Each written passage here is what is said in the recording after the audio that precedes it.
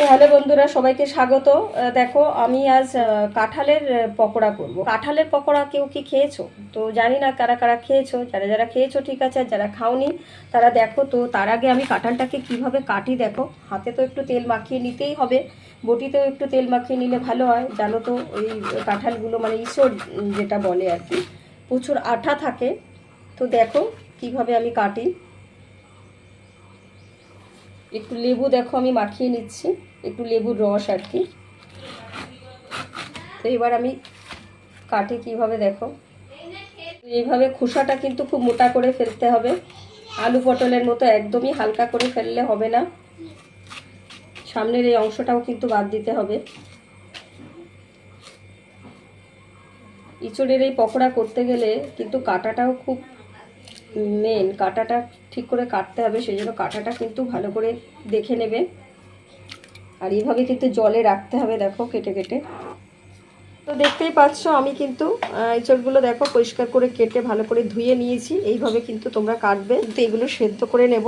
তো জল বসিয়ে দিয়েছি, জল ফুটতেও শুরু করেছে। আর আমি জলের মধ্যে দিয়ে দেবো কিন্তু একটু লবণ আর একটু হলুদ।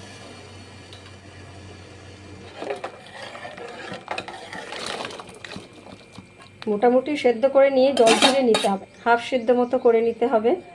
তো আমার কিন্তু হাফ সেদ্ধ মতো হয়ে গেছে দেখতেই পাচ্ছ। আর আমি এটা এবার নামিয়ে ফেলবো। নামিয়ে তো জলটা ঝরিয়ে নিতে হবে। দেখতেই পাচ্ছ আমি এঁচড়টাকে কিন্তু এভাবে তো কেটেছি আর ভালো করে সেদ্ধ করে নিয়েছি লবণ হলুদ দিয়ে। আর এই এঁচড়ের পকোড়া করার জন্য আমি এখানে কি কি মশলা নিয়েছি, এটা হচ্ছে জিরের গুঁড়ো, ধনের গুঁড়ো, লবণ, হলুদ গুঁড়ো, চিনি, লঙ্কার গুঁড়ো, আদা কুচি বা আদা ঘষেও নিতে পারো, অনেকে বেটে নিতে পারো। আর লাগবে দুটো ডিম, ধনেপাতা কুচি, পেঁয়াজ কুচি, কাঁচা লঙ্কা কুচি, আর আছে কর্নফ্লাওয়ার, এখানে আছে বেসন। আর আমি একটু ময়দা নিয়েছি, যদি একটু নরম হয়ে যায় তাহলে আমি একটু ময়দা অ্যাড করব। চেষ্টা করবে একটু শক্ত করে মাখার। আর এখানে আছে সাদা তেল, আর এখানে সোয়া সস আছে, আর এখানে আছে দেখো টমেটো সস। তো আমি এবার এটাকে মেখে নেব। প্রথমে আমি ডিম দুটোকে ফাটিয়ে দেব। জিরের গুঁড়ো, লঙ্কার গুঁড়ো সব কিছুই পরিমাণ মতো দিতে হবে। ধনের গুঁড়ো, পরিমাণ মতো লবণ, একটু চিনি, আদা বাটা, ধনেপাতা কুচি, লঙ্কা কুচি, বেসন, পেঁয়াজ কুচি, কর্নফ্লাওয়ার, সোয়া সস,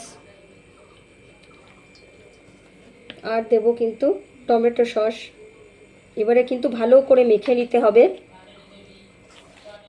তো দেখতেই পাচ্ছ আমি এখানে মেখে নিয়েছি। আর মাখাটাও কিন্তু বেশ মাখো মাখো হতে হবে। সেক্ষেত্রে আমি বলবো, যদি দেখো যে খুব ছাড়া ছাড়া একটা ভাব, ঠিক সেইভাবে মাখা হচ্ছে না, তাহলে কিন্তু একটু জলও অ্যাড করতে হবে এবং একটু কর্নফ্লাওয়ার বা ময়দা যে কোনো কিছু দিয়ে মাখাটাকে সুন্দর মাখো মাখো করে নিতে হবে। এইভাবে কিছুক্ষণ রাখবে, 2 থেকে 5 মিনিট, তারপরেই কিন্তু ভেজে ফেলতে হবে। তো ইঁচড়ের পকোড়া করার জন্য আমি সাদা তেল দিয়েছি, বেশ অনেকটা সাদা তেল দিতে হবে। আর তারপরেই কিন্তু এরকমভাবে দেখো দিতে হবে। আর পকোড়াগুলো কিন্তু গ্যাসের ফ্লেমটাকে মিডিয়াম করে দিয়ে ভাজতে হবে। হাফ ভাজা অর্থাৎ 50% ভাজা করে কিন্তু তুলে নিতে হবে। তারপরে আবার ঠান্ডা হওয়ার পরে আবারও একবার ভেজে নিতে হবে, তাহলেই কিন্তু বেশ মুচমুচে হবে এবং খেতেও কিন্তু দারুণ টেস্টি হবে। তো আমার হাফ ভাজা হয়ে গেছে, আমি এবার তুলে নেব।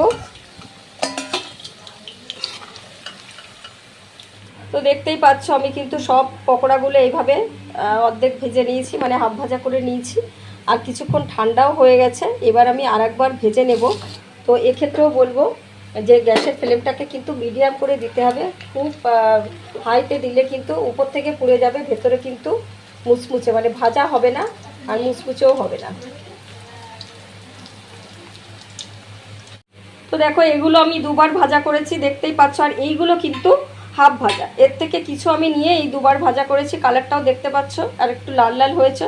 আর এটা কিন্তু এখন মুচমুচেও লাগবে, খেতে দারুণ টেস্টি লাগবে। কেউ কিন্তু সস দিয়েও খেতে পারো।